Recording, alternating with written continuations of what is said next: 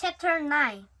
Every detective wants to be cool, calm, and collected at all times, and I was no different. But it's easy to say that while you're sitting back in your office with your feet up on the desk. It's another thing when you think you're saved your best friend from a fate. Wasn't that this? In the kitchen, Mrs. McGrady was packed up for the school picnic. She had the sandwiches, potato chips, and carton of the juicy Little Origin on the counter. She was just getting ready to cut the sheet of brownies into squares when Buster rushed in. He was pulling Mr. Henny behind him. "Slow down, Buster," said Mr. Henny.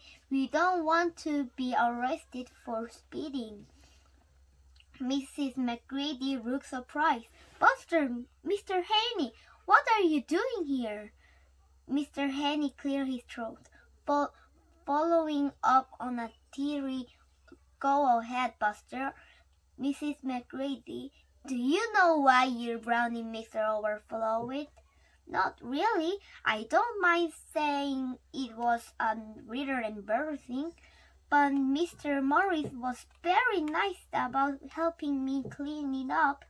"Had that ever happened before? That the overflowing, I mean?"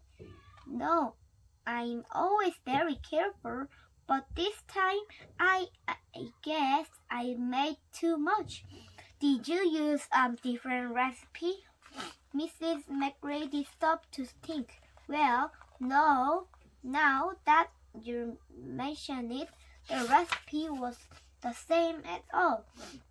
"Did you use a new equipment?" Mrs. McGrady roused. "No on my budget. I'm lucky they give me electricity." Mr. Henny cleared his throat. Buster picked up a knife and cut a square out of the brownie's pan. And yet somehow something happened. Something that had never happened before. Significant, don't you think? Mr. Henny folded his arms. "Buster, make your point, please. The bus is waiting."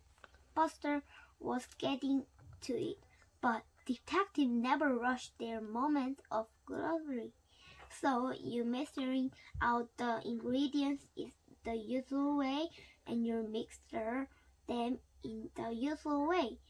"And yes, something usual happened." "Shall I tell you why?" Mrs. McGrady smiled. "Please do."